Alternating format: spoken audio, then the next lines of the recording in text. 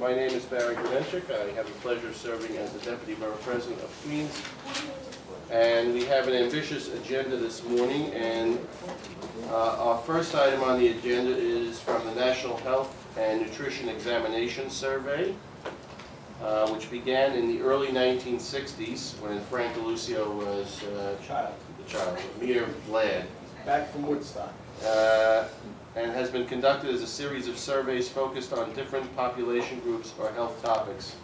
In 1999, the survey became a continuous program with a changing focus on a variety of health. I hope if I make a mistake, Doc, you'll correct me. Of health and nutrition measurements to meet emerging needs.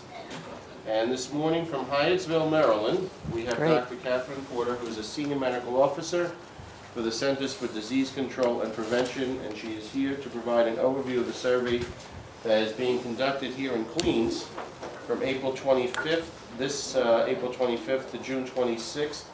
And I want to welcome you on behalf of Borough President Marshall, myself, and the entire cabinet. Please begin. Thank you very much. And I'm on. Can you hear me? I'm actually going to come over here for the benefit of the camera, and also so that you don't need to actually constantly turn your head to look back at me and then up at the slides. And thank you so much for being able to be on your agenda this morning. So I am going to be talking about the National Health and Nutrition Examination Survey. This is a very important study conducted by the Centers for Disease Control and Prevention. We like to refer to it by its acronym, so henceforth I'm going to call it the NHANES. And I am Dr. Kathryn Porter. I'm responsible for the clinical oversight, so we're going to be talking about a lot of exams and measurements that we do. And I oversee the survey and get reports back to our participants. I also just want to introduce Mr. Omar Bordado, who's with WestAt. He's part of our advanced team, so if you have questions about our operations here in Queens, you can certainly ask him, and of course me. Next slide, please. So the objective of the survey is really to assess the health and nutritional status of adults and children living in the United States. There are lots of ways to do this. Certainly, we could just take a random random group of people in the U.S. and call them up and ask them about their health, or we could just interview them. But what makes NHANES unique, next slide please, is that we actually examine people. We do physical measurements. And here's a child on the stadiometer having his height measured. And I dare say if we were all to produce our driver's license when we were supposed to give our height and weight, it may not be exactly accurate. I know that my weight is a little underestimated. If I were measured in the NHANES, it would be more accurate, and that's why we measure. Men tend to over-report their height, and women tend to under-report their weight, but we get the real numbers here. So, next slide, please. You've probably heard about our data already. The most recent, I think, interesting data finding that came out in the news was that about sodium. Another thing we do is a dietary interview, and it's a surprise when we think about where we get most of our sodium in our diet. It's from bread and rolls, and you might have seen that in the news. I always thought it was, pickles or things that have a high sodium content, but we eat so much bread and we eat so many rolls that there's enough sodium in there that that's the majority of our sodiums coming from those food groups. Next slide, please. So let me just focus now really on how we do this survey, because I think it'll make sense. We are coming to Queens, and this will hopefully help you understand how we do the data collection. Next slide. So really what we want to do is get a representative sample of people living in the United States. So the way we do this, if we have to pick the right people in the right households in the right counties, and the way we do this is we have our statisticians first divide the entire United States up into counties. There are over 3,000. And we happen to randomly select the Borough of Queens in the 2012 survey. But the characteristics that are important is we want to make sure we have an adequate representation of Hispanic Americans, of Asian Americans, of seniors. We want to make sure we have a broad spectrum of people living in the U.S. So we have selected Queens in 2012, and once that county or borough was selected, then we select segments or block groups. 24, 25 neighborhoods, if you will, that we'll be working in Queens.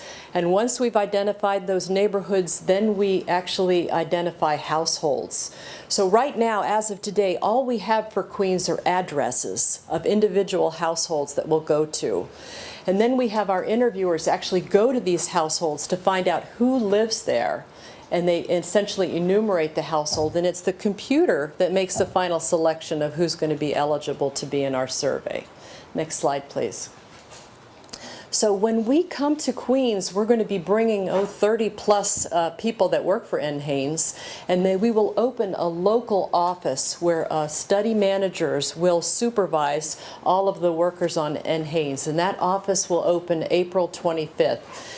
The actual interviewing, that is when our field representatives go to households and knock on the doors, that'll start May 1st. And then we'll have our mobile exam center, which I'll show you in a moment. They'll have an open house, and that open house where you'll be invited to actually see the center will be May 24th, probably in the morning. Our actual exams are going to begin May 25th till June 26th, and we will be leaving Queens June 28th. We hope to interview and examine about 400 people from the borough. Now, the borough's huge. I know this is a very, very small number, but the way our statisticians have calculated this, these 400 will add to all the other counties that we'll be in 2012, so that hopefully for 2012 we will have interviewed and examined 5,000 people in the United States. Next slide, please. So how does this DoorStep process work? Well, in advance, I told you we do know the households. We do send a letter saying, hey, we're the National Health and Nutrition Examination Survey. Your household's eligible. We hope you consider to participate. A field representative will come by. And indeed, they knock on the door and say, hi, I'm with NHANES. They do show an ID. It is a government-issued ID. So am I still on? Yeah. So you can certainly tell your community that our representatives will have proper identification with a picture. And they use this computer to find out who's in the household, ask questions of who's there, their age, race, and ethnicity, and then the computer makes the final selection. So the interview that's taken place in the household asks people about their health conditions, asks about their doctor visits, their prescription medications, and those types of things. Once our participants have completed the interview, then they're invited to come to the exam center. Next slide, please. And this is what the exam center looks like. It's actually 4 trailers that are put together. So we have several exam rooms, and these trailers are going to be set up at Queens Hospital.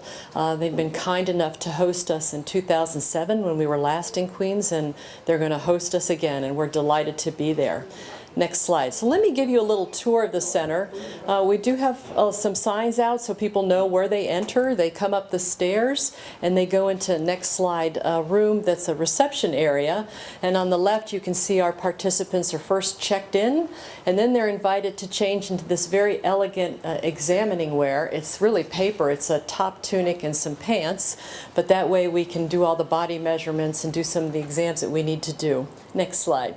So we do blood pressure. That's sort of a standard exam, but next slide. We also do more tests. We already showed you the slide of the height. The machine you're looking at in the middle picture is called a DEXA scanner. Many women may know about it because it's used to detect osteoporosis of the hip and spine. This year, though, we're doing a whole body scan so we can determine the percentage body fat of the participants we're examining. And you can see on the image of the right that the fat tissues have a different density and a different color image than do muscle and bone. So this is something we're very interested in looking at. Next slide, please.